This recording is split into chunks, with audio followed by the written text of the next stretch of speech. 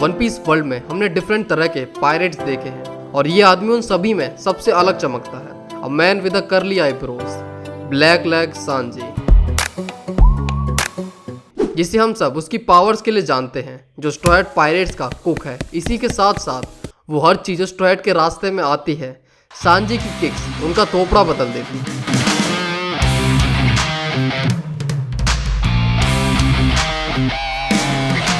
Sanji जो अपनी cooking और लेग थेरेपी दोनों के लिए बहुत फेमस है, तो ये वीडियो हमारी सांजी के ऊपर ही होने वाली है। इसमें हम सांजी के पैशन से लेकर उसके किक फैशन तक हर चीज के बारे में बात करेंगे, और वो भी हर लड़की के लिए अपने दिल में प्यार रखते हुए। यही चीज तो सीखी हमने अपने मास्टर सांजी से। तो इस वीडियो के लिए तो यूट्यूब के सब्सक्राइब बटन पे एक डियाब्ले जाम्बे तो बनता ही है। तो वीडियो को शुरू करते हैं। अब सांजी का जन्म 21 साल पहले नॉर्थ ब्लू में हुआ था, विंडस्मोक फैमिली में, a royal family of a Germa kingdom. Sanji और उसके भाई सभी एक दिन पैदा हुए थे और सांजी थर्ड बॉय था। विंडस्मोक जज के 5 बच्चे थे, 1 लड़की 4 लड़के। विंडस्मोक जज ने उनके पैदा होने से पहले उन्हें सुपर ह्यूमन एबिलिटी देने के बारे में सोचा। जज को काफी अच्छी नॉलेज थी, वो चाहता था उसके बच्चे उसकी आर्मी को लीड करें और वो लोग रूथलेस सोल्जर बने जिनको हराना इम्पॉसिबल हो, और जहां पर वो लोग पैर रख दें वहीं से सांडे के तेल के कुएं निकल जाएं। बट उनकी माँ सौरा इसके अगेंस्ट में थी।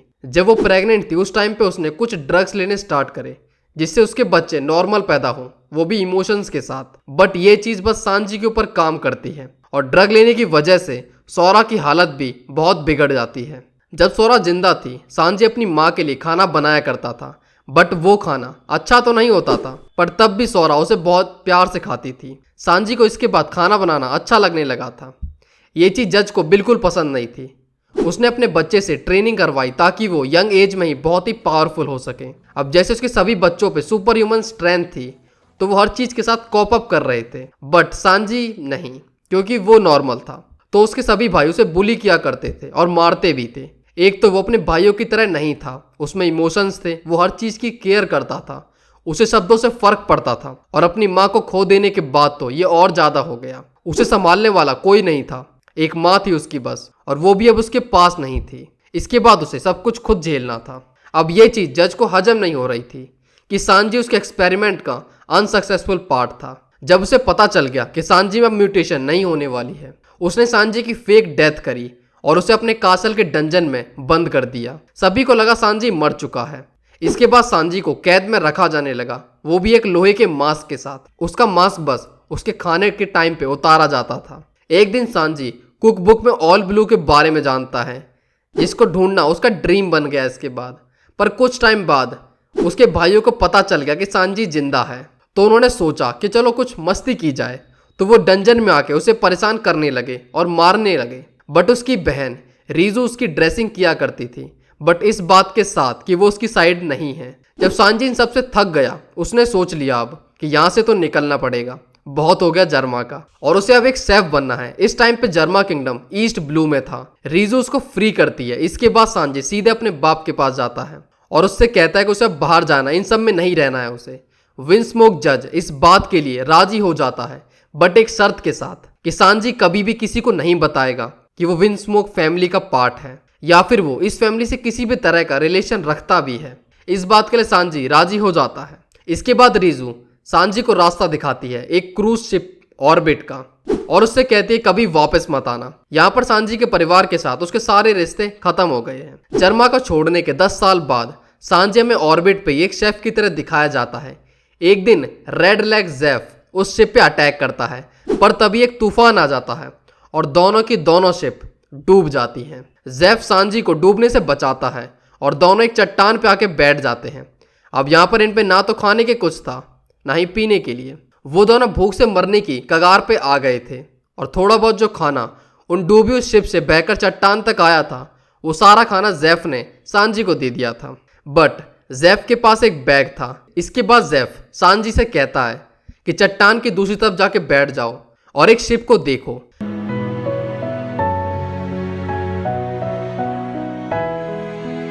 अब सांजी को लग रहा था कि जेफ के पास जो बैग है उसमें बहुत सारा खाना है और वो सारा खाना अकेला खाने वाला है। एक दिन सांजी गुस्से में एक नाइफ लेके जेफ को मारने का डिसाइड करता है। वो उसे तो नहीं मार पाता है, बट उस नाइफ से उस बैग को फाड़ देता है। बट उस बैग में उसे खाने को कुछ नहीं मिलता। उस बैग में सारा का सारा ट्रेजर था और जेफ ने अपना ही एक पैर खा लिया था। मतलब जेफ के पास जितना भी खाना था उसने सांजी को दे दिया था। जेफ यहाँ पर सांजी को अपना ड्रीम बताता है कि उसे एक रेस्टोरेंट खोलना है और कुछ टाइम बाद यहाँ पर एक शिप आती है और दोनों की जान बच जाती है। इस इंसिडेंट के बाद सांजी एक प्रॉमिस करता है खुद से कि किसी को भी भूखा नहीं रहने देगा। इसके बाद ये लोग बराटिए को स्टार्ट करते हैं। सांजी 9 साल तक बराटिए में काम करता है एक शेफ की तरह। जेफ के साथ वो कुकिंग और मार्शल आर्ट दोनों चीजें सीखता है। जेफ का किक्ड बेस्ड मार्शल आर्ट जिससे सांजी की फिजिकल एबिलिटी काफी बढ़ जाती है। यहाँ से सांजी 2 चीजें सीखता है। एक तो फाइटिंग के लिए लेग्स को यूज करना है ताकि हाथ कुकिंग के लिए सेफ रहे हमेशा, और एक लेडी पे कभी भी हाथ नहीं उठाना है। लेकिन इसमें belt out of the option है। एक दिन बराटिए में फुल बॉडी आता है। ऑस्ट्रोहेड भी यहाँ पर पहुंच जाते हैं और वो पहली बार सांजी को देखते हैं। यहाँ पर फुल बॉडी का एक प्रिजनर भी होता है जिन। फुल बॉडी की तो सांजी बॉडी पंक्चर कर देता है और जिन यहाँ पर फूड की डिमांड करता है और सांजी उसे खाना देता भी है। ये सब चीज लूफी देख रहा था तो वो डिसाइड करता है कि सांजी ही उसका कुक बनेगा। लूफी यहाँ पर सांजी से काफी इंप्रेस था। पहले तो सांजी मना कर देता है उसे क्रू को ज्वाइन करने से क्योंकि उसे जेफ के एहसान उतारने थे। तभी यहाँ पर डॉन क्रीग आ जाता है और उससे फाइट होती है। लूफी यहाँ रेस्टोरेंट को डिफेंड करता है और यहाँ पर मीहॉक भी आ जाता है और सांजी यहाँ पर जोरो वर्सेस मीहॉक को विटनेस करता है और क्रीग वर्सेस लूफी को भी। इस सब के बाद सांजी भी लूफी को ज्वाइन करने के लिए हाँ कर देता है क्योंकि उसे भी लूफी की तरह अपना ड्रीम पूरा करना था और वो बाकी शेफ को थैंक्स बोलता है अब तक उन सब ने जो भी उसके लिए किया। Thank you, sir, for all the things that you've done to help me. I'll never forget your kindness. I promise you. इसके बाद सांजी का सफर शुरू होता है स्ट्रॉयड्स के साथ। सांजी का क्रू को ज्वाइन करने का 98% रीजन तो नाम ही थी। सांजी क्रू के लिए एक शेफ के साथ साथ एक पावर एसेट भी साबित होता है क्योंकि हर एक आर्क में सांजी खुद को प्रूव करता है कि वो बस शेफ नहीं है, एक बैड एस शेफ है। जब उसकी टांग उठेगी तो दुनिया की टांगें उसके कंधे पे होंगी।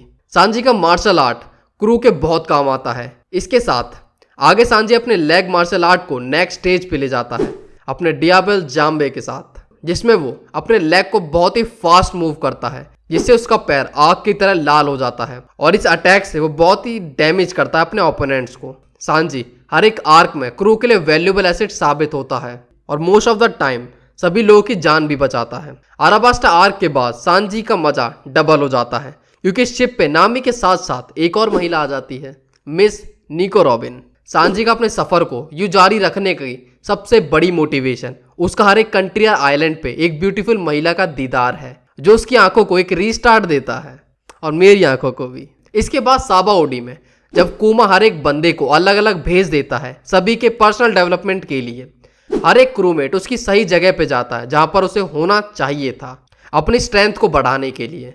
अब सांजी वैसे जाता तो सही जगह पर है, वहां उसकी पावर बढ़ती है बट वो गिरता है मोमीरो आइलैंड पे जहां उसका चूतिया करता है। वो एक ओकामा टिबैनी को मिलता है जो उसका ट्रीटमेंट करती है। पहले तो सांजी को लगता है कि वो एक लड़की के पास है बट जब वो क्लियरली देखता है कि वो एक मर्द है, मतलब ओकामा, छाती और पैरों पे बाल बस कपड़े लड़कियों वाले हैं और मेकअप, और इन ओकामा की स्ट्रेंथ भी नेक्स्ट लेवल की है।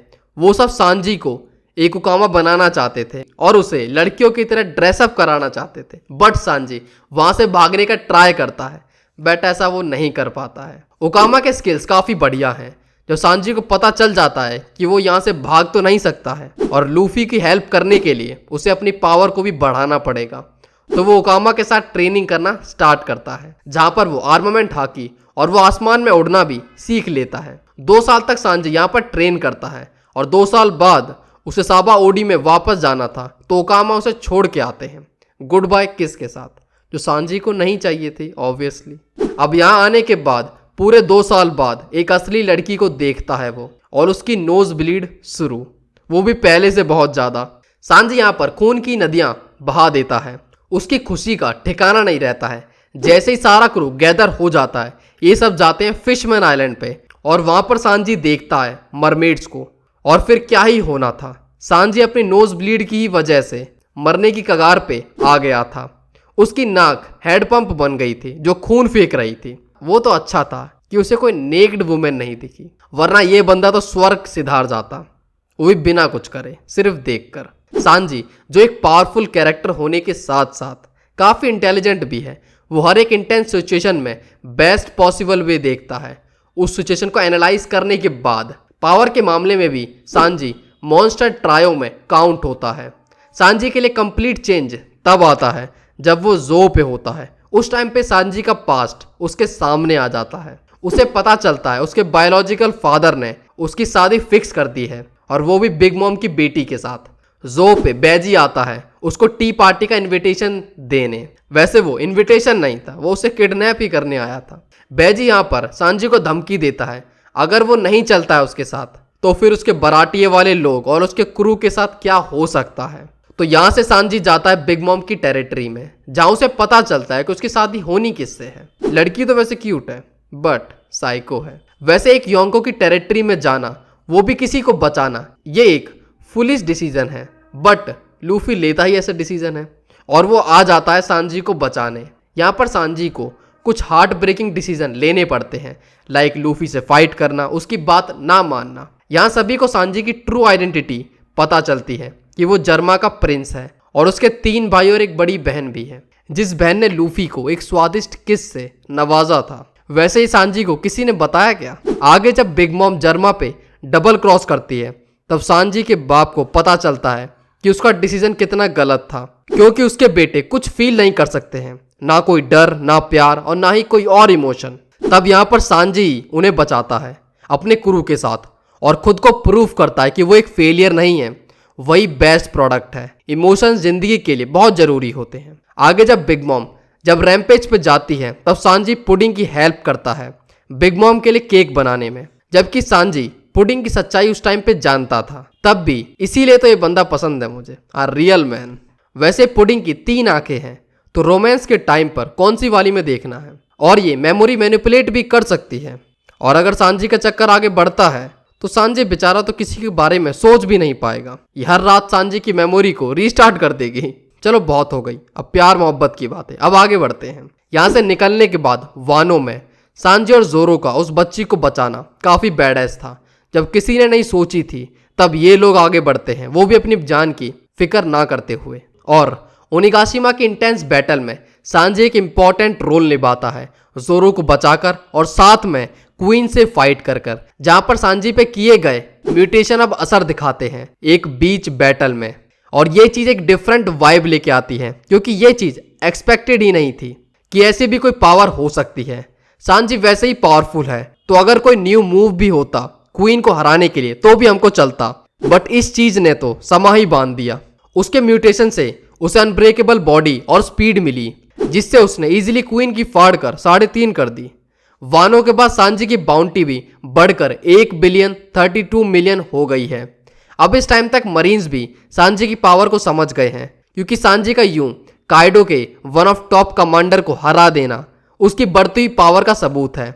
और जोरो के सपोर्ट में हमेशा हमें सांजी देखने को मिलेगा। सांजी ने क्रू के लिए अपनी लॉयल्टी को भी कई बार प्रूव किया है, फिर चाहे वो थ्रिलर बार्क हो या फिर एनीज लॉबी। सांजी की बॉडी हमेशा उसे उसकी फिजिकल कैपेबिलिटीज को बाकी लोगों से आगे रखती थी, क्योंकि हमने स्टार्टिंग से ही जोरो को बहुत मेहनत करते हुए देखा है उसकी इस मॉन्स्टर स्ट्रेंथ को पाने के लिए। बट वहीं पे सांजी है जिसको हमने ऐसा कुछ भी करते हुए नहीं देखा है, बट फिर भी बैटल के टाइम पर वो जोरो को इक्वली टक्कर देता है और अपनी स्ट्रेंथ को उससे मैच कर लेता है।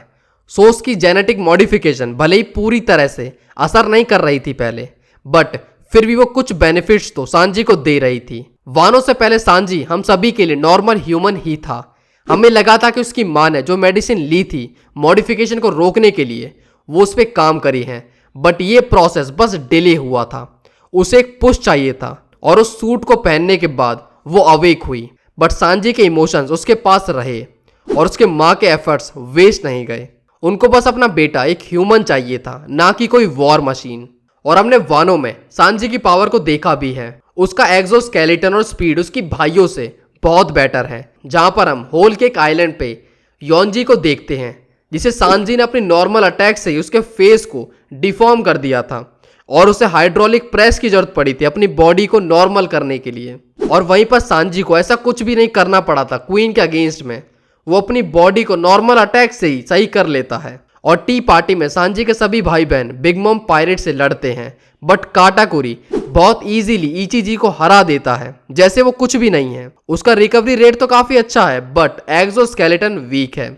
वहीं पर सांजी का रिकवरी रेट और एक्सोस्केलेटन दोनों ही बहुत स्ट्रांग है। वो डैमेज को हेड ऑन ले पाता है बिना किसी स्क्रैच के। तो यहाँ पर सांजी के इमोशन एक बड़ा रोल प्ले करते हैं उसकी स्ट्रेंथ को बढ़ाने में, जिनसे वो डिफरेंट टेक्निक बना पाता है लाइक डियाल्बे जाम्बे और इफ्रित जाम्बे। और ये अटैक्स उसके अपोनेंट्स को इजीली डिस्ट्रॉय कर देते हैं। तो आज के लिए यहीं तक, और मैं उम्मीद करता हूँ कि आप सभी को ये वीडियो अच्छी लगे। और अगर अच्छी लगती है तो कमेंट में जरूर बताना, और अगर बुरी भी लगती है तो भी तारीफ कर देना ऐसे ही हवा में। मिलते हैं नेक्स्ट वीडियो में।